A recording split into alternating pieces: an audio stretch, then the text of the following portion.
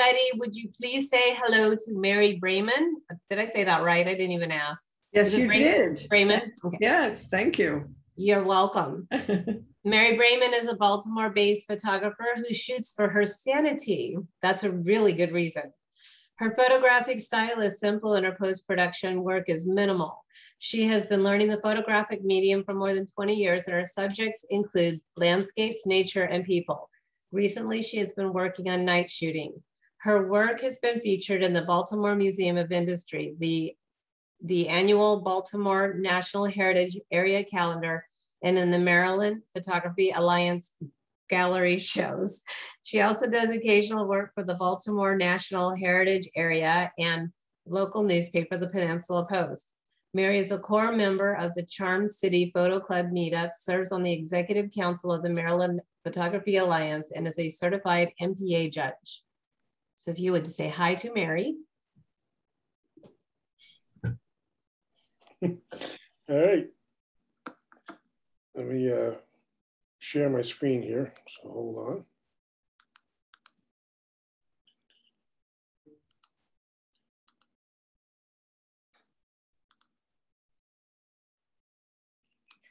Everybody see that?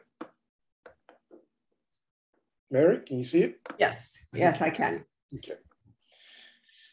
Well, we're going to start with our assigned topic number one, which is abandoned buildings.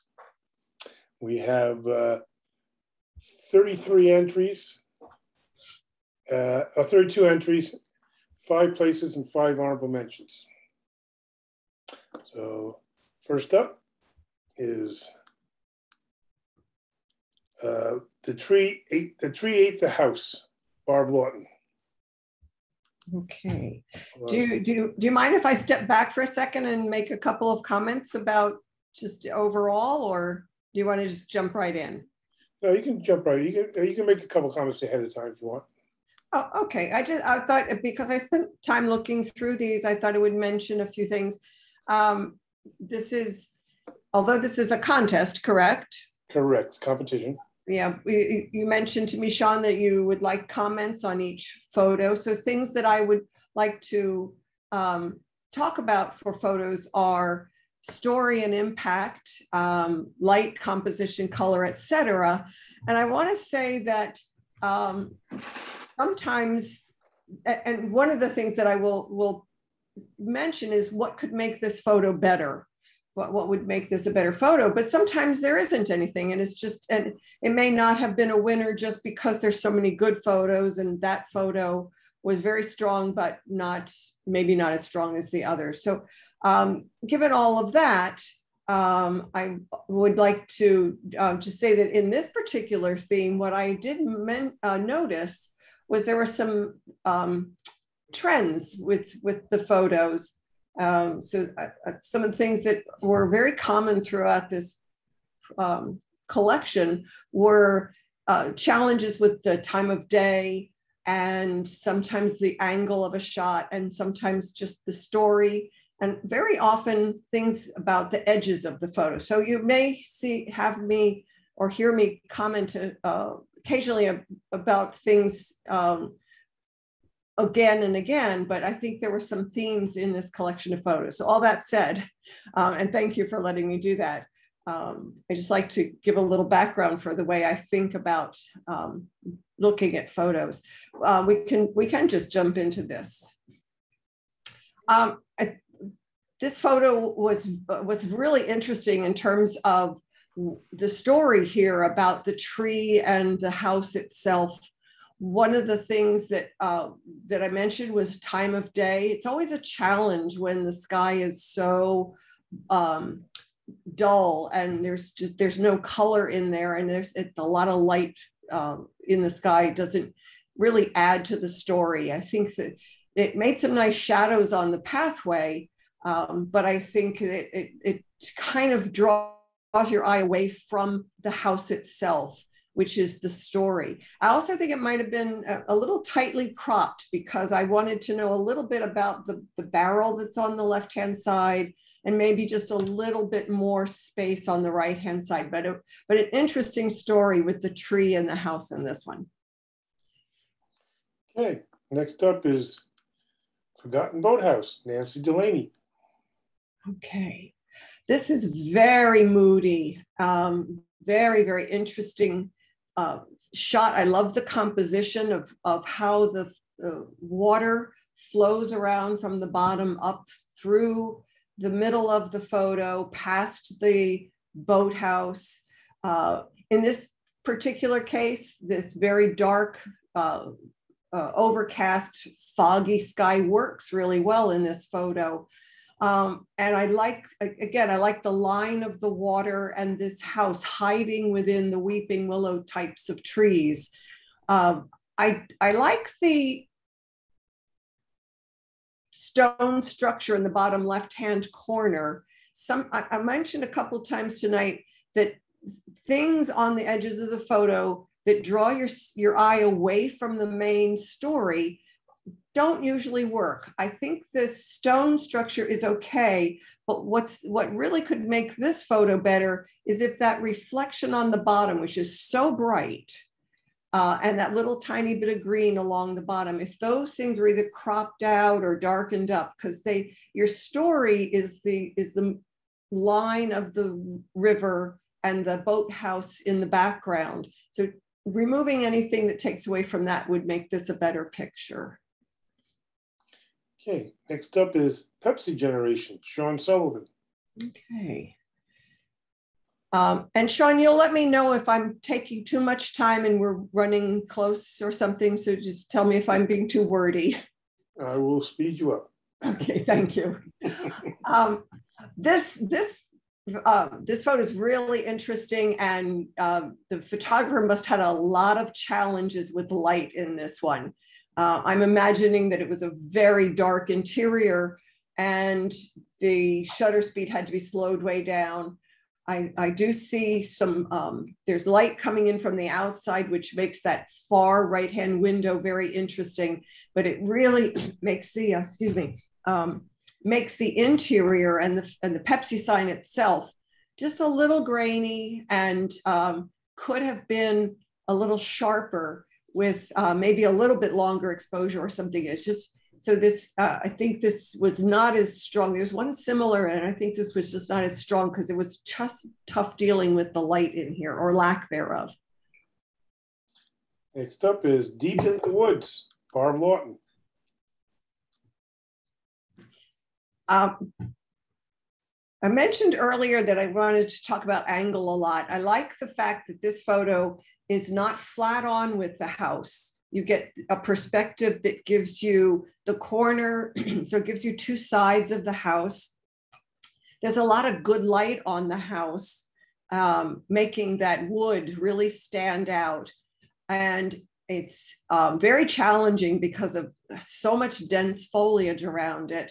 But it works in there because it just gives you this feeling of being overtaken, and the light is very nice.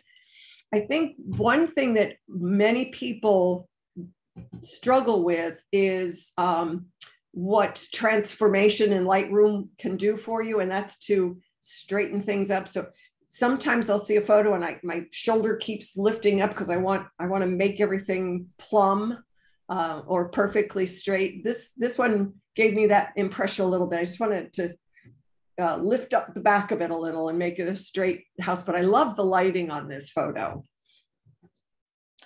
Next up is Abandoned, Kim Koza. This is an unusual perspective, and I give the photographer a lot of credit for taking a shot from the inside with a lot of light coming from the outside. You picked a good day where the sky had some clouds in it, got you overcast, got a lot of good blue color. So you got really three great color touches in this photo: the green, very subtle red, and the blue of the sky. And I like very much that you got a lot of angles. It's not flat at all. And the roof with the sky coming through it really adds to the feeling of desolation and this place falling apart. So it was a good choice of angle on this photo. Okay, next up is Enveloped, Claudia Jakubowski. I kept thinking of ghosts in this photo. It's very moody, and the fog gives the impression of all of that. But even the graffiti looks like ghost faces to me. So there's a real moodiness to this. I think the whiteness of the building is good. It really brightens up the photo. It's not blown out. Has a lot, there's still a lot of detail in the white, maybe not on the far side, but it's got a lot of detail on the building. And again, a nice perspective so that you get the two sides of the building and not a flat on perspective of it. The one thing I would mention in this one, I probably would have cloned out, there's some white structure or something in the upper right-hand corner in the woods part of the picture that just kind of, again, draws my eye away from the graffiti, and it doesn't help the story. So I probably would have cloned it out, just made it green, the rest of the green of the woods. Next up is Overtaken by Nature, Robert Neer. I liked the composition of this very much, as well as the choice of time of day or type of day. Again, a moodiness that goes with abandoned buildings, a lot of nice fog. The photographer stepped back to get a nice wide picture here. The tree, I don't think it matters that the tree is cut off because the story is about the house, but the fog enhances the story as well. So this has got a lot of depth of field in it. It's sharp. The signs are interesting. They add to the story. It's just, he was lucky to come upon a nice arrangement of grasses and a tree around this house. And the again, getting both the side and the front of the house work really well in this photo. Next up is Handyman's Dream, Claudia Jakubowski. I think what's very interesting about this photo is the juxtaposition of the two windows. You've got the plywood and the stained glass. And it says a whole lot about the building and what that building must have been. So you know there's a story here. The black surface that is surrounding the windows is really evocative of desolation, and it makes these windows stand out. I struggled a lot thinking about the roof on this one. Was it really necessary? Because I think your story is in the two windows, and the blackness around them might have been, because I wasn't able to play with these photos at all, I just used my hands a lot, might be interesting to really zoom in and get detail. So kind of a tight perspective on just the windows, but it's very interesting and makes you want to know what was this building with this stained glass window. Next up is Blue Abandoned, Marguerite Hill. The strongest part of this photo is color. And again, you got the triumvirate of red, blue, and yellow. Anytime you have complementary colors, the two complementary colors together is good, but having three is also really strong. So there's a story here in color, but one of the things I think doesn't make this as strong a photo is it's very flat. And it's a little, I've struggled to think, is the focus a little soft? So it's not a sharp picture, and it's just not got a lot of story here other than the color itself, because it's just such a isolated piece of the front of the building. But it was nice that you had that red plant in there to add to the two other very strong colors. Next up is Don't Come In, Sharon Silversmith. there are quite a few photos in here that were detailed, which I really love. And again, color is the main topic in this one. Really nice cropping on this, picking a portion of the door, some of the siding of the house. You've got a touch of very pale blue in the on the wood, the red that's the paint underneath or on that hasn't flaked off. The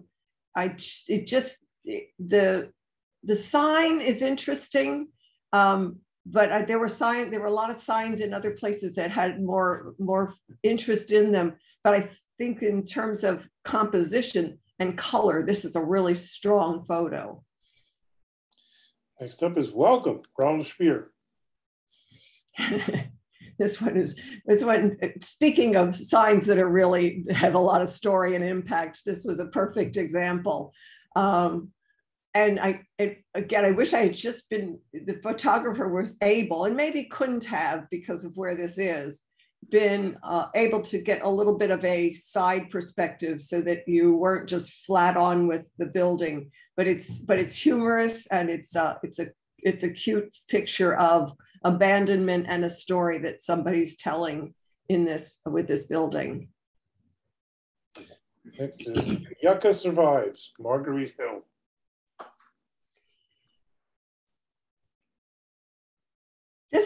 This picture and a couple of others made me think about, what does a photographer do? And my question in this photo was, did you go up and open that screen door? Because what's really strong in this picture is that you get the number 5 twice on the inside door. And you wouldn't see that if that screen door were closed. And I wonder if as a photographer, I would do that. I have no compunction whatsoever about going in and moving things around a little bit. So I think if that is what you did, it was a great choice, because seeing those numbers adds to the story and the balance of this photo. And again, there's a nice balance between the 2 green pieces of nature, the yucca and the evergreen. I think the one thing that's a little tough on this one, 2 things, excuse me. Again, I'm going to mention edges here. Up in the upper right-hand corner, that bright triangle, you don't really want to remove it, because you would have to crop out the window, which is nicely positioned. But I would have darkened that a lot, and I would have cropped the bottom edge of that bright grass, because that's not needed. They just, again, anything pulling my eye off into the edges, not good in a photo. Next is Welcome Home, Sharon Silversmith. This is such a nice setting. If you're looking for abandoned houses. If you're looking for a new house, not so good, but this is such a great setting. Good composition with the houses going along at the bottom edge. Good color, red, green, yellow. Got a lot of good colors in there. However, I would say that what's strong in this photo is the reflection in the water. And I would wonder if the photographer could have either stepped to the left, stepped back, maybe got crouched down a little bit, had a little less of that not so interesting sky and a lot more of reflection and the water. I think that might have told a better story in this picture. Okay, next is Abandoned and Neglected, Linda Tomasulo.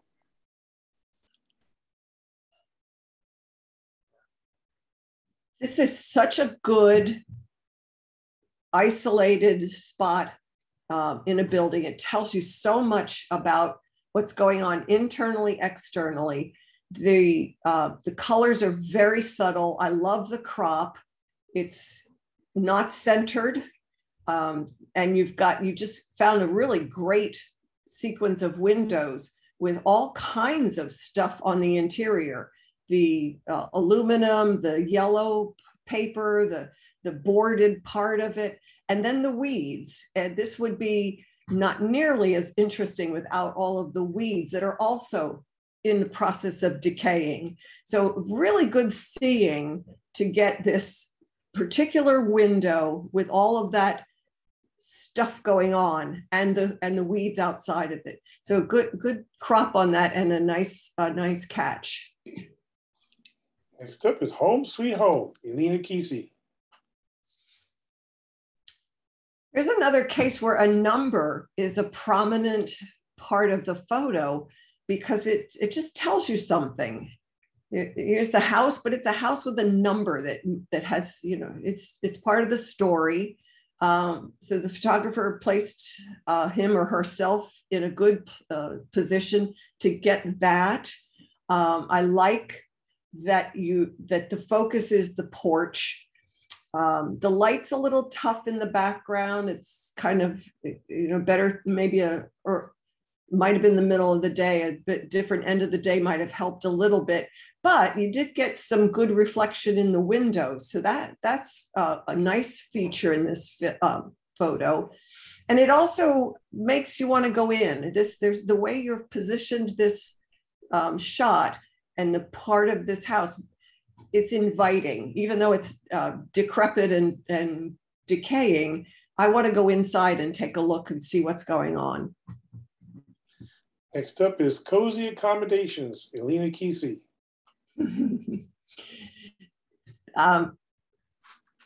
This arrangement is really interesting. And I don't know if this was intentional. I hope it was. The fact that the photographer positioned him or herself so that you got some of the second floor is really what makes this photo, because it gives such a feeling of depth to this.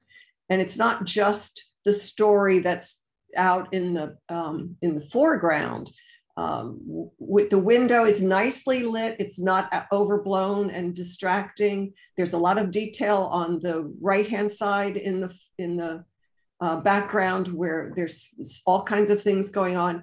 But the way that this is positioned so that you feel like that second floor is going to fall in on you makes this very ominous and tells a lot about this place and where the photographer positioned himself to get the shot.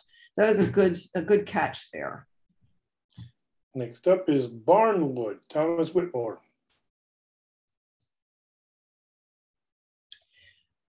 I like the colors in this a lot. No complementary. Horizontal. Sorry. Oh, okay. So everything's okay? Yeah, somebody unmuted themselves. Oh, okay. What I like about this photo is texture. There's a ton of texture in here. Nice touch of sky, not too much.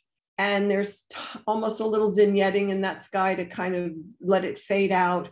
The positioning of the birch tree that picks up on the color of the tin roof is a really nice touch, and the texture of the wood with all of the grasses around it. So, and the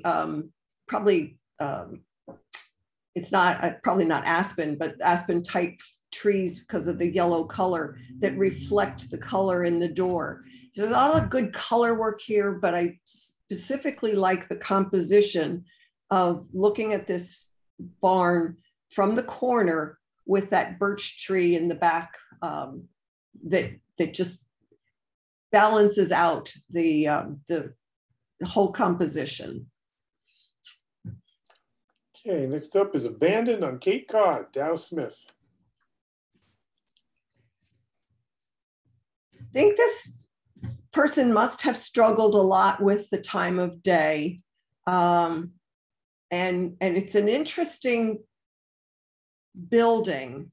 And one of the reasons that there's a struggle is because the blue sky is kind of distracting, and especially that there's a bunch of vignetting in the right-hand side, but you really needed the sky because part of the story is all of the shrubbery growing out of the gutter.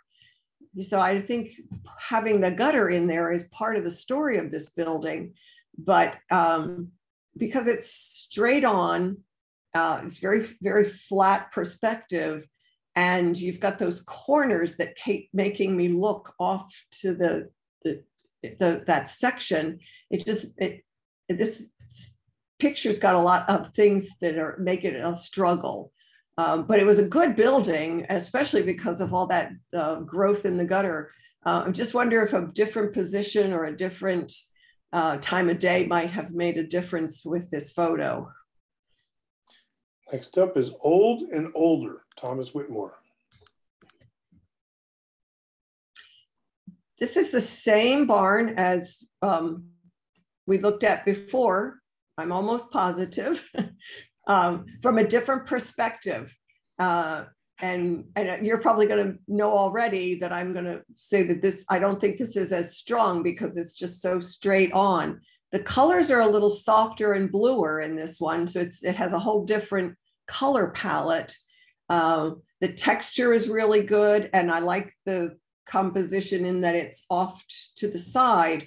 But I think the other perspective just makes it a lot stronger in terms of sense of place within the woods that it's in. And I don't think the building behind it on the right adds anything, especially with that big patch of white that makes you keep looking back to that white spot, where the story is in the texture of the barn in the front. Next up is Red Shed, Paul O'Keefe. Great color contrast in this photo. Again, a structure that's so embedded in its environment that you can't even separate them from each other. For me, it's a little oversaturated, a little crunchy, but I think it works in general because the colors are so important. The red of that wood is really critical to making this stand out. You were lucky or deliberate, maybe, in the time of day, so the sky that's showing through the trees on the top is not too blown out and distracting from the color of the trees and the barn, whatever it is itself. And the yellow in the wood, the window frames really is a nice touch that balances out the yellow in the leaves around it. Next up is the Bethlehem Abandoned Farm, Dow Smith. I like this one immensely because of certainly it's a different aspect ratio from most of the others, which fits very well with the silo. So there's this long feeling of height in this photo. Again, a good time of day that you got some color, got some clouds in the sky that gives you some balance so that it's not just this big white area. So that was a good ability to catch the sky at a good time. There's a lot of texture in here. The whites in the barn are beautiful. And the composition is nice. There's just enough space on either side of the house or the house in the silo to give you a feeling of place and the setting without being too much. I think this is a really good composition and choice of aspect ratio for this. Next up is Miklos Antiques, Phil Olivo. I like this one a lot. Again, you can tell I'm kind of partial to being able to see multiple sides of a building. You got a great old building with some good lettering on there. The sky is terrific. It adds a lot to the color, the light in this building. The whites in the building are good. There's a lot of really nice things about the way you positioned yourself to get this photo, and a little bit of the surroundings. Again, not too huge a setting, but good space around the building itself. Okay, and our honorable mentions. First up, Seen Better Days, Joe Catronio. I love this photo. And I picked it because I think he's the only person who used a filter to give an antique feel. That sepia effect is really nice. It gives such a feeling of age to the building itself. I do think the vignetting, sorry, I lost the word for a minute. The white vignetting is a little much around the edges, but it gives you so much feeling of ancient photo, old place, history. And it's a really great composition with the barn on the left and the road going off into the right-hand side of the background. Really nice work on the processing on this. Okay, next honorable mention is Staircase, Kim Koza. I like this because it was a nice detail. You found an abandoned building and zeroed in on the staircase. And it's not just a staircase that was interesting on one level, but on two levels. So that beautiful railing that's going up to the middle is then going off to the upper edges as well. There's good color in here. There's just enough space around the staircase on each side. Little touches of interesting things, and there's it's dark enough in the background that I'm wondering what's behind that staircase. Really nice seeing to catch this particular piece of an abandoned building and zero in on that kind of detail. And next honorable mention is Concertina, Rich Schreibstein. I went back and looked through all the photos. This is the only photo that was an industrial building. And I had to give the photographer credit for it because it was so unusual and so spooky. So that's just my emotional response. But what works on a technical level on this is not just that there's concertina wire going in one direction, but in two. So you've got lines going in multiple directions, and then the building itself has its whole other set of lines.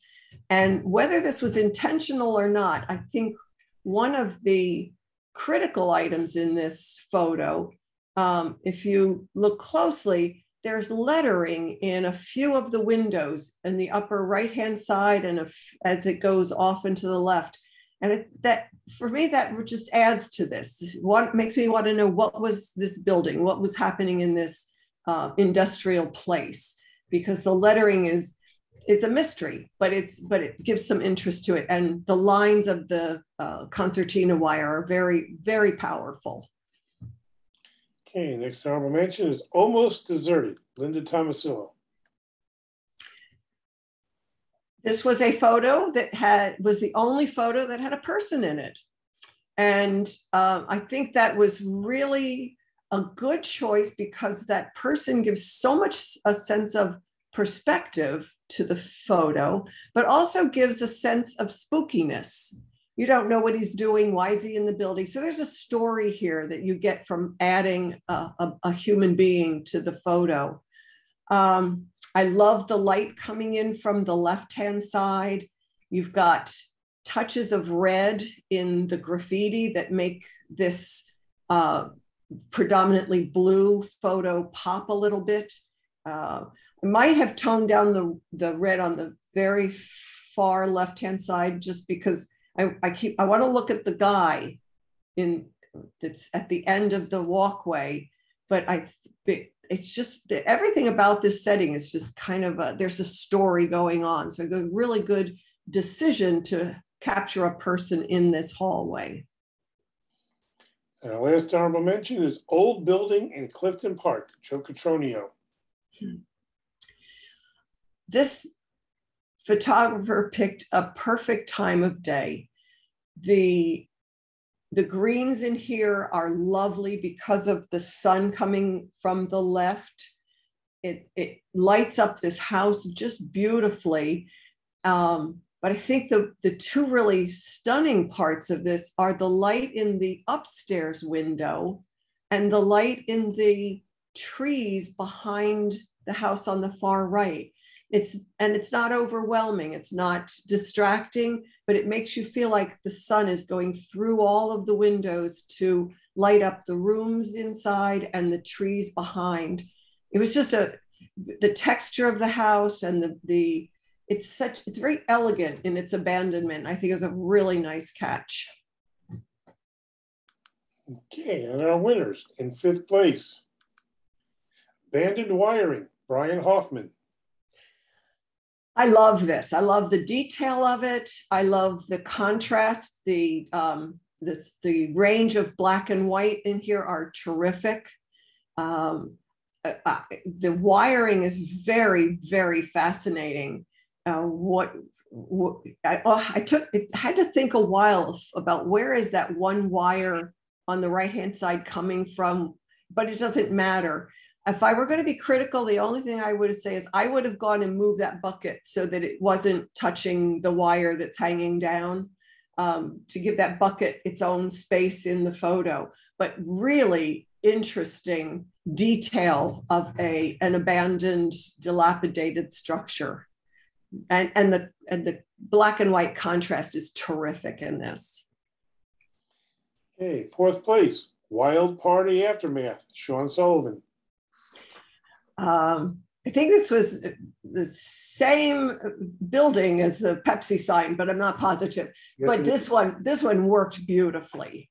Did somebody say yes? It was. Yeah, Sean, it's the same building. Yep. Yeah, this one worked perfectly, and maybe just had more light. I don't know, but everything about this is fascinating, and you did a great job with the light in the back window. It's bright, but that's where you want your eye to go, because you want to go right through that whole structure and look at all of the stuff that's lying on the floor to get to that window. So it's really well positioned in terms of where the beams are and your pathway going all the way back to that lighted window. Really nice composition and catch on this one. Okay, 3rd place, Broken Window, Ronald Spear.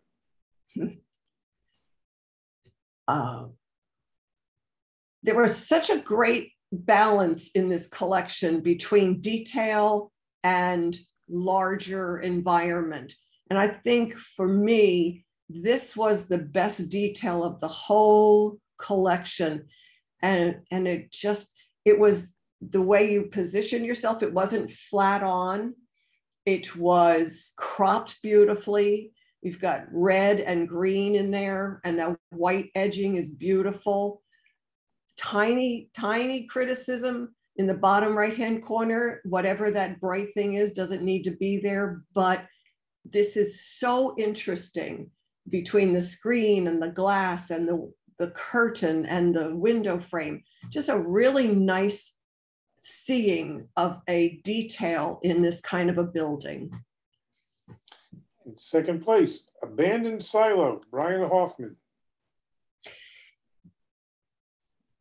Give this photographer a lot of credit for going inside of a silo. I've never been in one. I don't know how you get in one. But this was fascinating to me that you got inside, there's light coming in that gives you brightness in the main structure, creates this beautiful reflection on the right-hand side. The blue is fascinating. Where does that blue come from? What causes that color? So this photo makes me ask a lot of questions, but there's also beautiful lines in this, that the swirling of the building itself, and then the structure that's holding the silo up. There's just a lot that's really interesting, well composed, and very sharp. This is really a nice, sharp picture. And our 1st place winner, Forgotten Waterfront, Robert Neer.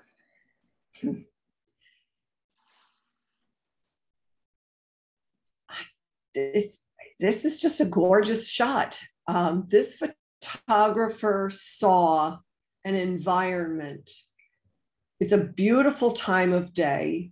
The colors in the sky complement the colors of the green painted house. The tree that bends toward these buildings that are falling into the water. The reflection is phenomenal. Just everything about this was, it gives me the feeling that it was extremely well thought out to be in this spot at this time of day to get this mood. It's just a beautiful composition and time of day. It's a really nice photo. All right, congratulations to our winners. Great images. Let's move on to assigned topic number 2. Sean, I've made a mistake of not having enough water. Do you mind if I go run and get some real quickly? Oh, be my guest. I am really sorry to do this, but I will be right back.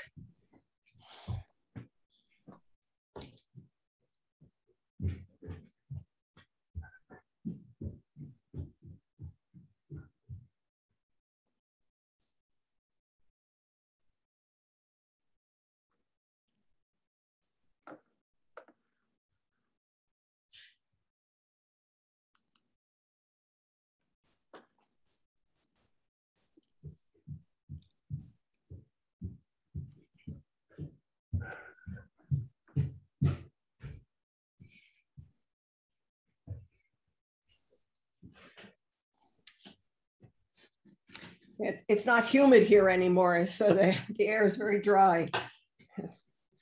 Thank you very much. No problem. Our second assignment is car parts. There are 35 entries, 5 places, and 5 honorable mentions.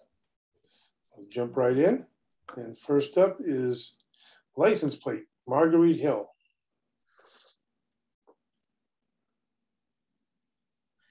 I'd like to say about this category that it was fascinating to see the differences among the photos of an approach to detail as opposed to macro or just zoomed in. And this was so much fun for me to spend some time with.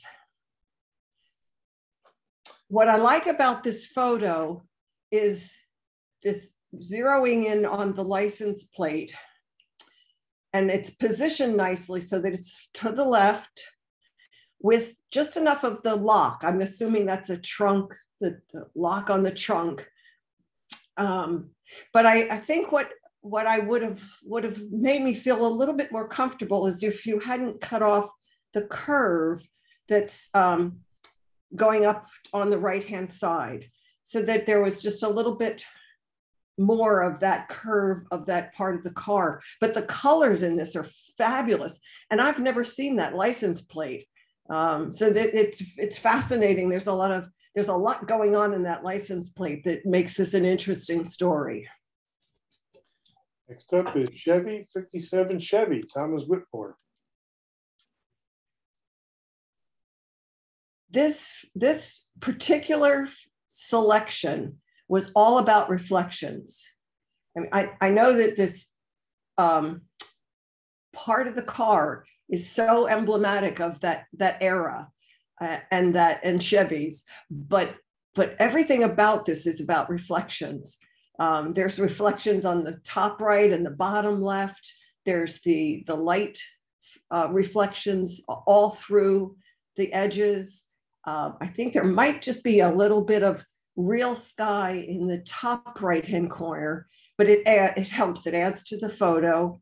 But everything else, the reflection of the pavement is in the car. So really nice ability to zero in and get sharp detail that tells you not just about the car and such an unusual thing that used to be part of cars at that time, but the environment that he's in. Next up is right front, Robert Neer.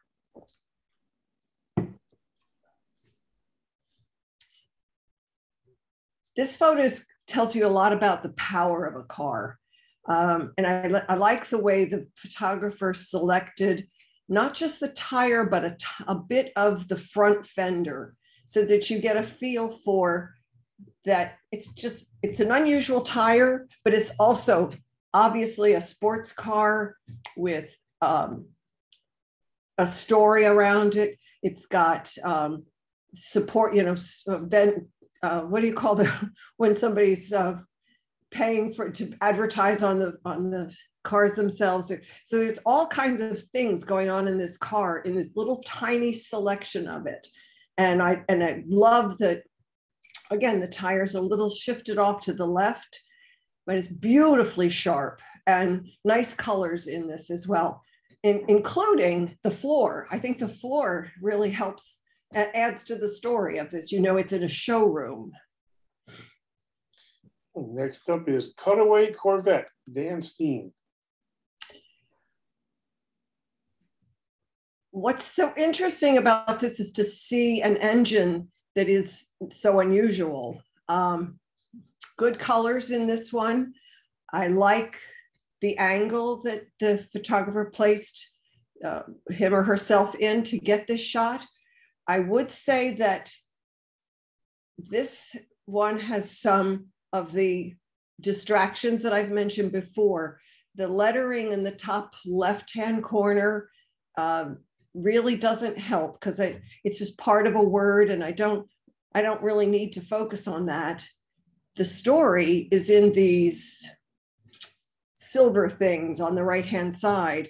So I probably would have cropped out the top left-hand corner, and maybe even that plastic hose that's along the left side as well, because this story is in this beautiful arrangement, this row of three things going backward, and it's nicely sharp almost all the way through. So there's a lot of detail in there that I want to look at and not look off to the left. Okay, next up is Minuteman, Dan Steen.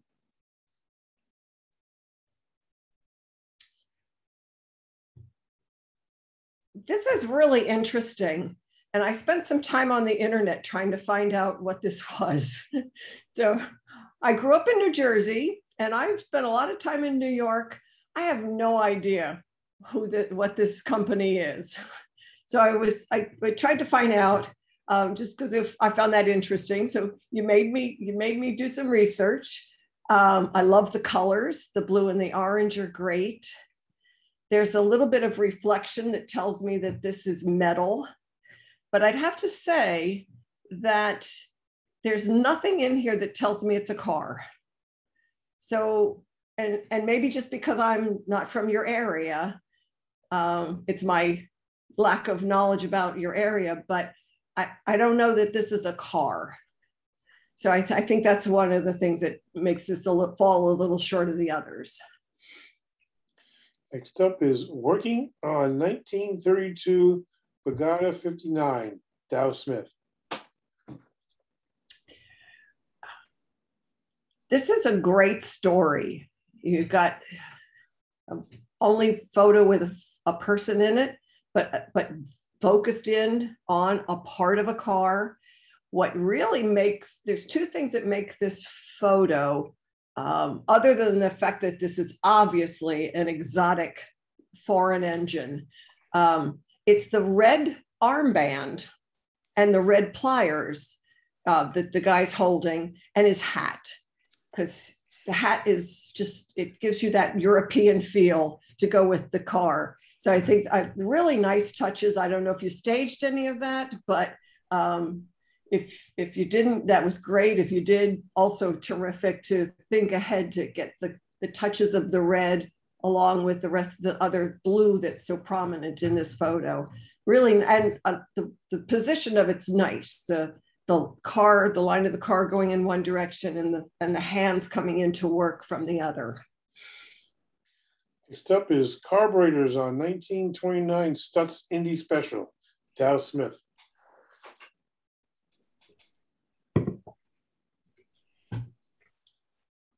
This is kind of like the, what was the other one? That I said the top left-hand corner, the wording was not helpful. I love, again, this lineup of engine parts that are not familiar to most people. So these parts look fascinating, and I want to know a little bit more about them. I like the perspective that you used. The colors are good. There's the, it's all metal, but there's variation in the color that helps this a lot. A little touch of yellow with the bolts, the blue reflection, the very silver structures. I would probably crop out or do something with that bright badge of whatever that is on the far right side, because I want to have my eye go down that line of those engine parts and not look off to the right at all. But I like it. I like also that it's a little bit soft in the back. They sort of fade into the background. So not being sharp all the way through works really well in this photo. Okay, next up is 51 Chevy, Paul O'Keefe. Yeah, this is so 51. It's just so, there's so much romance and nostalgia that goes into looking at these cars. And you know this from just this little tiny portion of the car. I love that you have the sky reflected in the fender, that you picked just that headlight and a little bit of the grille.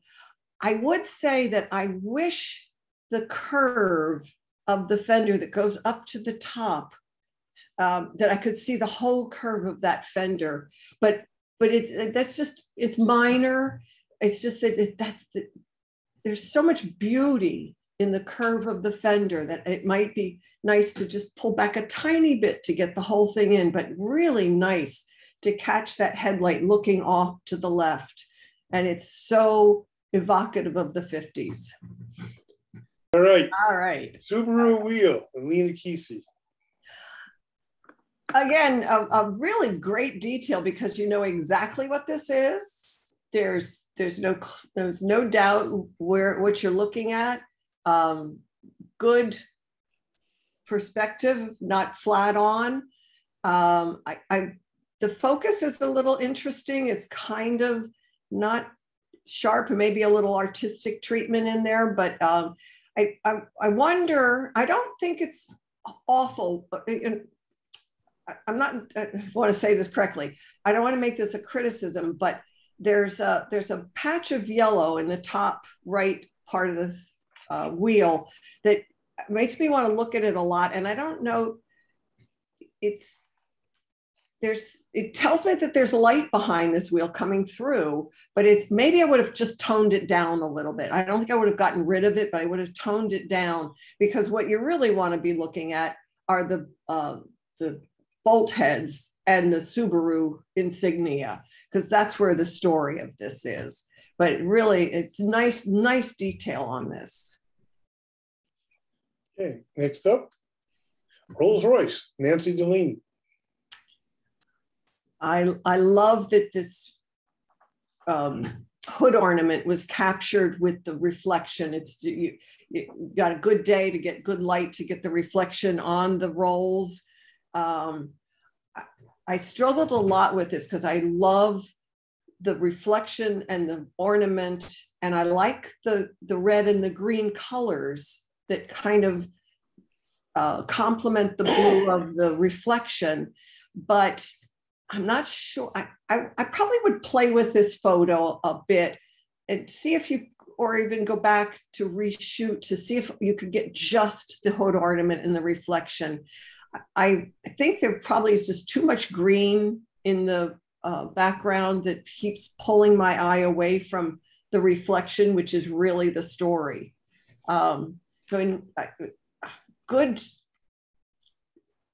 Good capture of the reflection, but there's just too much distracting me in the background. Okay, next up is What's This? Sharon Silversmith. Probably the only part of an engine I recognize. What's really nice about this is the variety of colors. And I'm guessing that and I think that's a carburetor, right? That the burgundy color on that is a reflection, because that should be just a metal, but I'm not positive. So it's making me think a lot, not being somebody who spends a lot of time under the hood. And it's sharp as can be, really nice effort to get sharpness all the way through. So I don't know if you did this as multiple layers, multiple shots to get a sharp focus, but really good effort to keep everything very sharp in this. And the colors complementing each other are very nice in this. Next up is Clyde Stopper, Thomas Whitmore. Another good, tight focus on a wheel and the mechanisms in a wheel. I like the really tight focus on this. I think the focus is sharp. I think what's really different in this is the saturation of the colors. And as much as I like green and red together, this one seems just not really very natural to me. I could be wrong, but the green is so saturated that I keep looking off into the lower right-hand corner when most of the story is the red spokes with the brake mechanism, whatever that is, behind it. So I love the composition. I just think the colors are a little bit overdone. Okay. Next up is Flying Goddess, Linda Tomasulo. Beautiful hood ornament. I really love this one. I think what works beautifully in this photo is that the hood ornament is so smooth and reflective, and the hood itself has deteriorated so much that there's no shininess to it. So the contrast of textures is really beautiful. I don't know if you can do this with your photo or at another attempt at taking a shot, but I feel like her foot is cut off. It's probably not cut off, but there's not much space between her foot and the edge of the photo. So I feel like it just needed a little bit more space. And I'm not sure the red reflection in the upper left helps. I think if you had made that whole background black or gray, so that what I really focus on is the hood ornament herself, and I don't look away from her at all toward that red background piece. But nice, and I love the way you positioned the Chevrolet label underneath. Just your perspective on this one's really good. Okay, next up is Balls and Chains, Alan Wiggins. I just kept wanting to say, what the heck is this? It was fascinating to me, and I was clearly car parts, but I've never seen anything like it. And maybe it's part of an engine that's been converted into a piece of art. Whatever it is, it was fascinating. I love that you found a background that is beautifully out of focus, no competing colors against this yellow that predominates. The gauge in the bottom left-hand corner is terrific. There's a story about whatever this car part is that makes me want to know, what did somebody do with this? It's just a really nice capture. Okay, next up is Engine, Claudia Jakubowski. I love the grittiness of this. Whatever post-processing that you did, if any, but whatever, it's gorgeous. It's nicely positioned so that the main structure is not smack in the middle. It's just a little bit off to the right. You've got a ton of beautiful detail. Again, really good focus all the way through. There's nothing out of focus in this. And a little bit easier to do because it's a little flatter than some of the others, but still not. I'm sure you worked at that because it's just perfectly in focus. I like that you cropped it to just that much of the engine. It tells you what the car is, tells you a little bit about it, and that it's not beautiful, new, and sparkling. I love that, the grittiness of it. Next up is Red Light, Claudia Jakubowski. Beautiful detail. I don't know anything about the car, what kind of car, what year it is, but what I know is it's a car. It's a beautiful, probably tail, yeah, it's a tail light. And the color contrast, not what you think about as complementary colors, but these two work beautifully. The red and the gray, silver, the reflecting light, the silver, and the silver off to the right, with that line going right through the middle. Really nice composition on this to capture a beautiful detail with great color. Okay, next up is Glowing Spark Plug at 1.9x magnification, Joe Petronio. This was very unusual, and I like that you picked a spark plug. So very, very clever to get it, not just this little portion of it, but in whatever it does that makes it glow. I don't even mind the flare. I like that. It's nice. The spark plug itself is sharp. I think the one thing I might suggest as another attempt would be a different background, because it's so similar to the spark plug that you kind of you lose.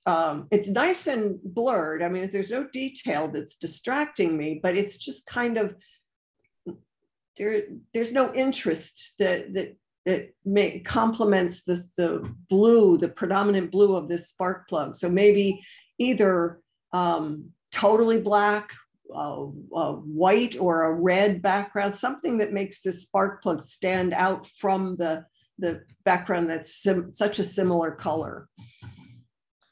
Next up is, now how do I put this back together? Neil Shapiro. It's a great title. Also very nice composition, great focus.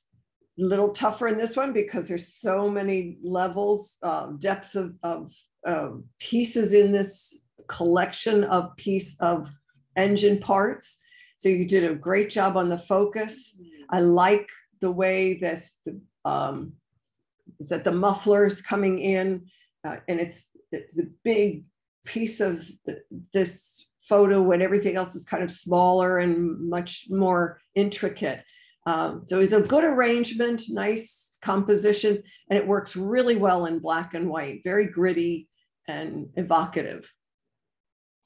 Next up is a 1952 Chevy Fender, Rich Streifstein. This photo is very, I'm going to talk about it. There's another one that's similar later. And I love old cars. And I love the cars from the 50s in this era. And I love the orange of this car. What I struggle with a lot with this photo is it's very grainy. It's not sharp.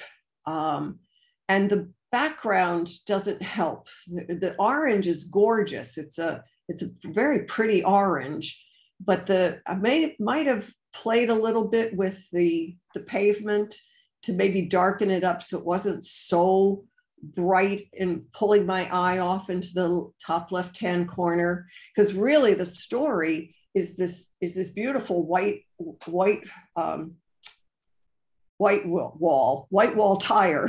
Sorry, nobody says that anymore. White walls. That doesn't happen. So with the orange fender surrounding it. So that's the whole story is right in the middle of this photo, and I don't want to see anything in the upper left-hand corner. And I just wish it had been a little sharper. Okay, next up is VW Bugs, Rich Streifstein. This is great. This is great.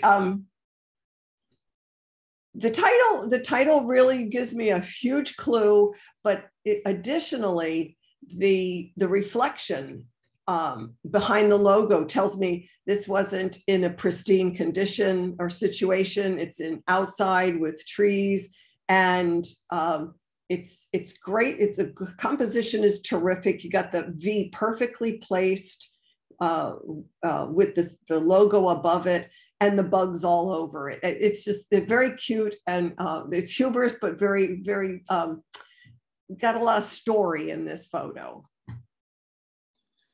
Next up is Fueling Up, Brian Hoffman. I will admit I struggled with this one because I couldn't get where this is. It's a Ford, and there's something about a fuel pump or something going on, but I was struggling with it a little bit. And I like the fact that you got a little soft, beautiful burst from the light in the top, and a reflection on the part of the car that's above the Ford logo. I wish the Ford logo were sharp. I wish that had been sharp all the way through, because I don't understand what the black part of it is as well as I should. I want to see more about the car, and that's the Ford logo. So I like the black in the background, the light with the flare on it, and I like the Ford logo. I just wish it had been sharp. I'm going to go on a limb and say it's an electric car. Oh, okay. That helps. That helps. Next up is Fender Skirt, Phil Olivo. So here's a really great example of somebody who focused in tighter on a white wall tire and a beautiful fender, and the story is all in the tire and that low riding fender from that era. This one's beautifully sharp. The grass is interesting. It tells me that there's an environmental situation. I would say that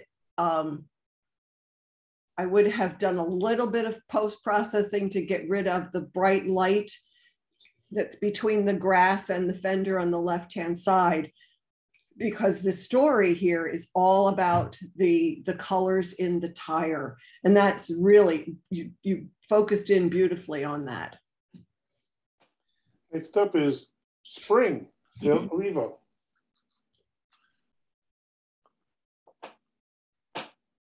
This is such a great detail. The spring is sharp all the way through, and the background is not. The grass is so perfectly out of focus that there's no distraction from this spring. You got it on a great angle. It's deliberately at this slight slant going up to the right. I like the reflections in it. Black and white was a beautiful choice for it. Really nice composition and great focus balance in this. Next up is Nutty Angel, Sean Sullivan. Nutty's exactly right. So that's a great title. I love this artwork here, made up of parts. The shadow is terrific. The rusty hood is great. The perspective's good. It's not straight on. It gives you a little bit of an angle to add to the nuttiness.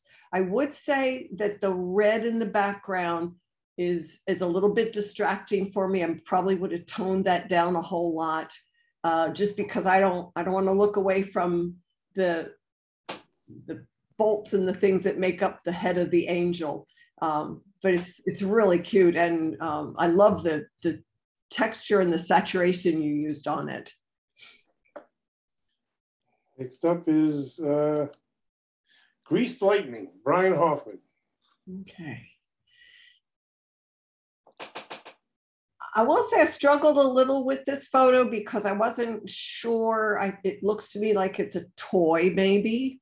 And it's perplexing because there's these parts of it that are sharp and other parts that are kind of reflective, and it's interesting. I think you did a good job of zeroing in on the engine part of it and including the tire that tells me that it's some kind of car.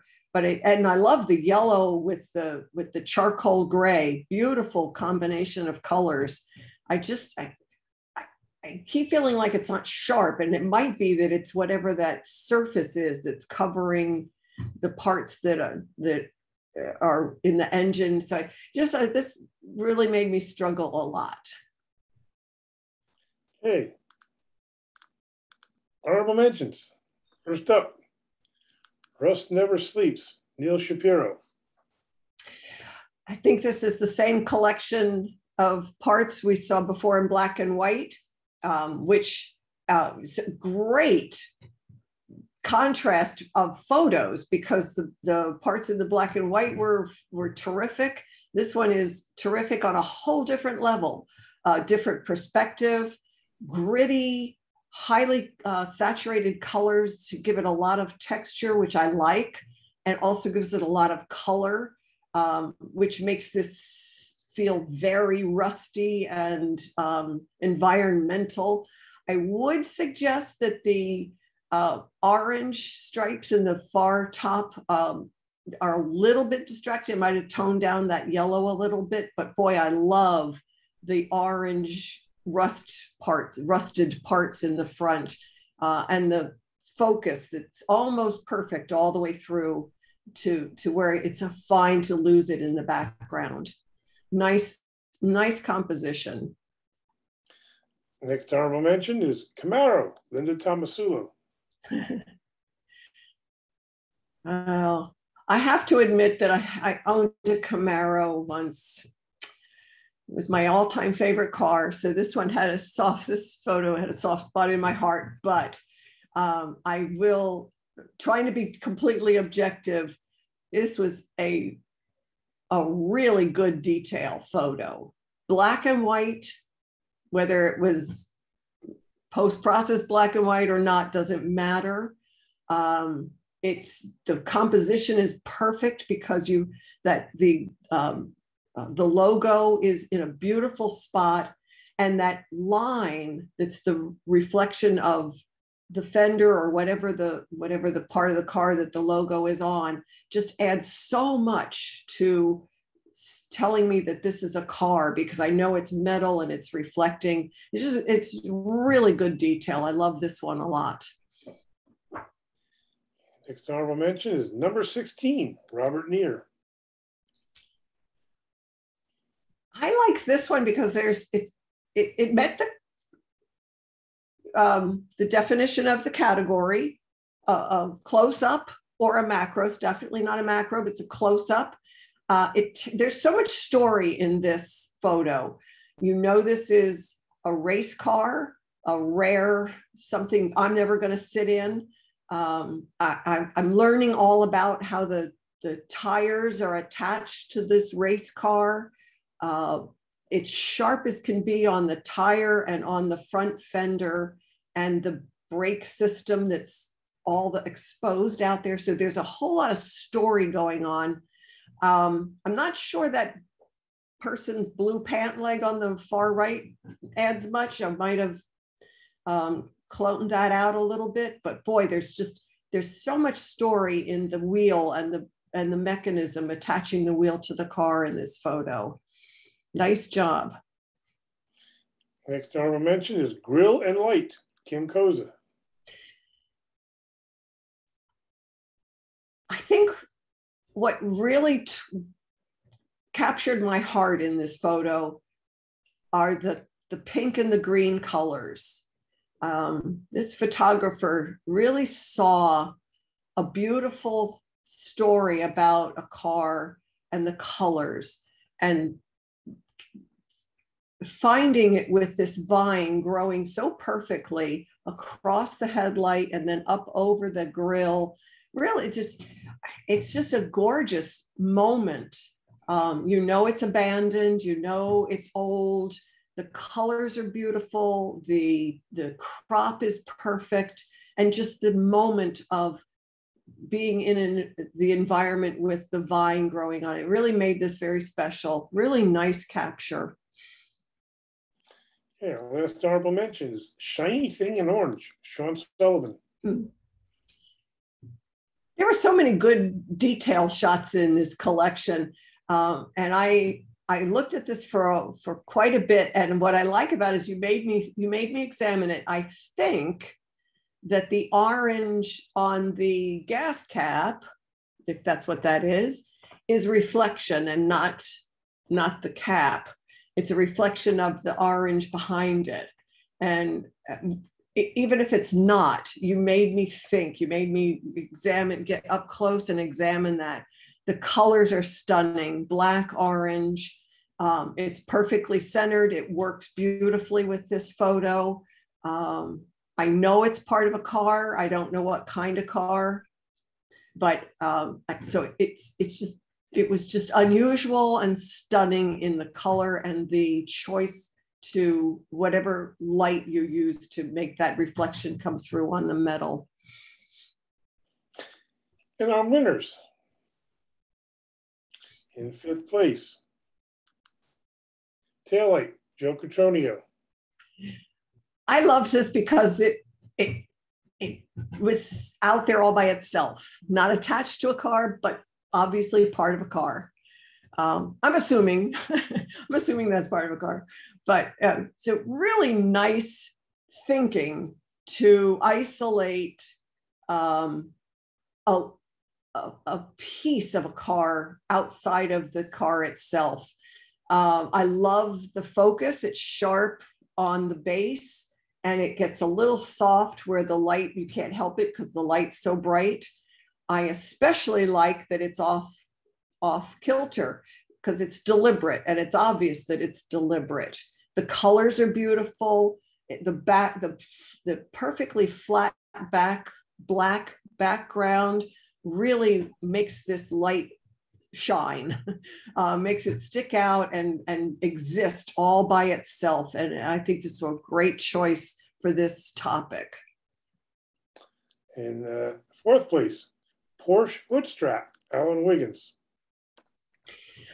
What I loved about this was it's so unusual. I love Porsches and I've never seen a Porsche with a leather strap on it. So I was fascinated that the photographer found this car, zeroed in on the hood strap. The Porsche label is just clear enough to know what it is. And the strap is nice and sharp. So the focus is good. The composition is good because the story's in the strap, which is just such an unusual thing to see on a car. So, and the colors, they're really interesting colors in this. So nice choice. In 3rd place, Dad's Old Parts, Kim Koza.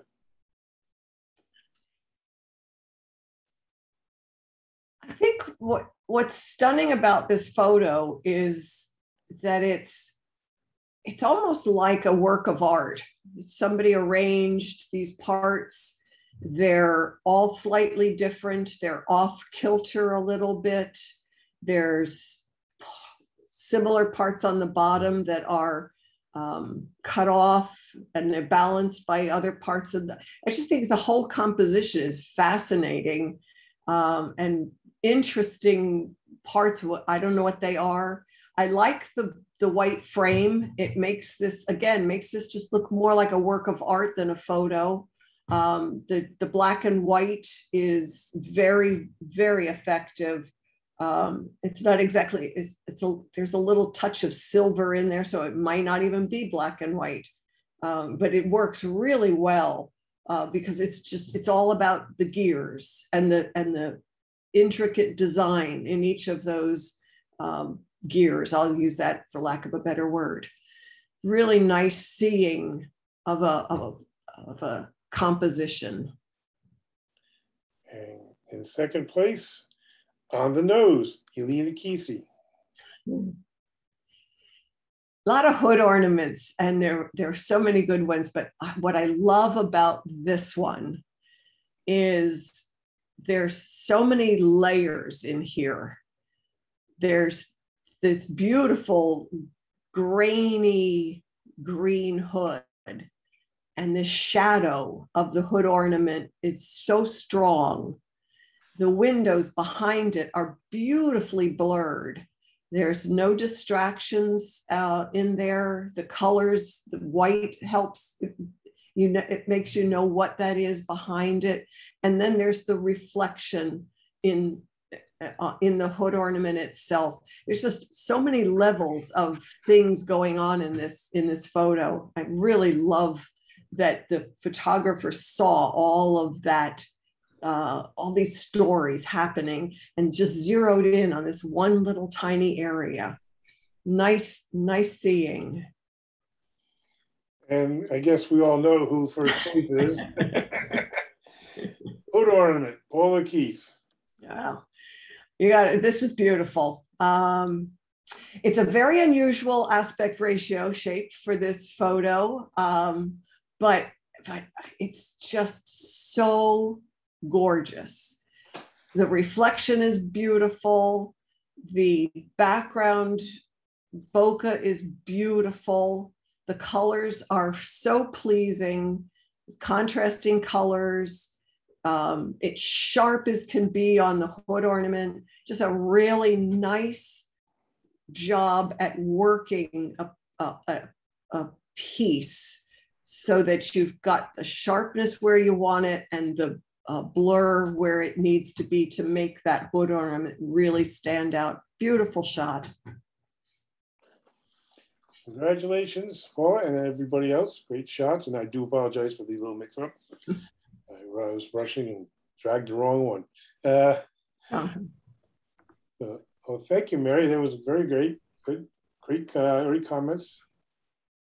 Yeah, stop sharing here. It was my pleasure, and thank you for inviting me.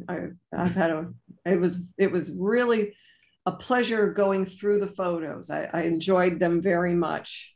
I always love a topic because I think it puts a structure around the process of review. Anybody got any comments or questions? Great commentary, Mary. I appreciate, all of the suggestions and critiques. Really, that's what competition's all about. It's really great. Thank you. And anyone who wants to correct or answer any of my questions, like what the heck was that? please tell me. Feel free to tell me. There were a couple. What was the yellow one that looked like a toy? That was Brian's. Brian here? Yeah, it was a toy. I was just kind of being tongue-in-cheek and doing a Matchbox car. Ah, okay. It's actually an antique Matchbox car. It's 50 years old. Okay. You really made me think with that one. I looked at that a long time.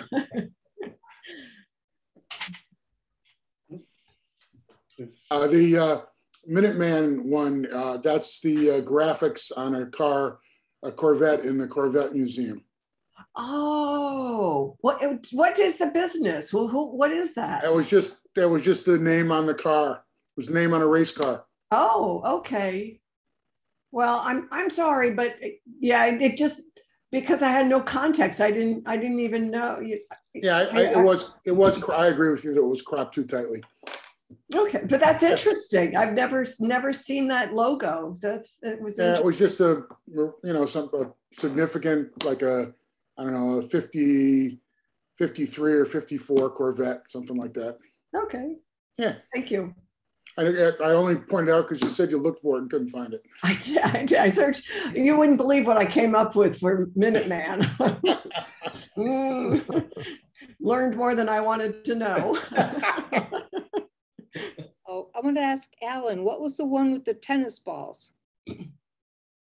Oh, they were used as protectors over the air intakes on the engine when it's not running. They take that off because there was no air filter on those. It's just complete downdraft air intakes. So when the car's not running, they just have those on there to protect it. Interesting. Very good. I was really intrigued on Alina's hood ornament, how she didn't get herself in the reflection. I'm assuming she was way back with a long lens. You can see her way back, yeah. Yes, that too. Which hood ornament was that one? The second place one. The Oh yeah. Oh, I just a little speck of something in there, but you can't make out as a person. So very well done. yeah, it was. And you're right, maybe a very long lens, but yeah, that I loved that. There was an emotional reaction to that one for some reason. My one, the orange with the zigzag line on it, I actually had to take the top part and flip it over to the bottom because you could see me in the reflection. So Oh, kind of ruined the whole idea of it. reflections are hard. Yeah, it's tough to get yourself out of the photo. Well, it's a beautiful collection. Thank you very much for sharing it with me. Well, thank you very much, Mary. Appreciate it. Don't forget, everybody, get your images in by Sunday morning or midnight, Saturday night for the general monochrome. And we'll see you all next week. Thank you, Mary. Thanks, My Mary. pleasure. Bye-bye. Stay warm. Night, everyone. Good night. Good night. Good night.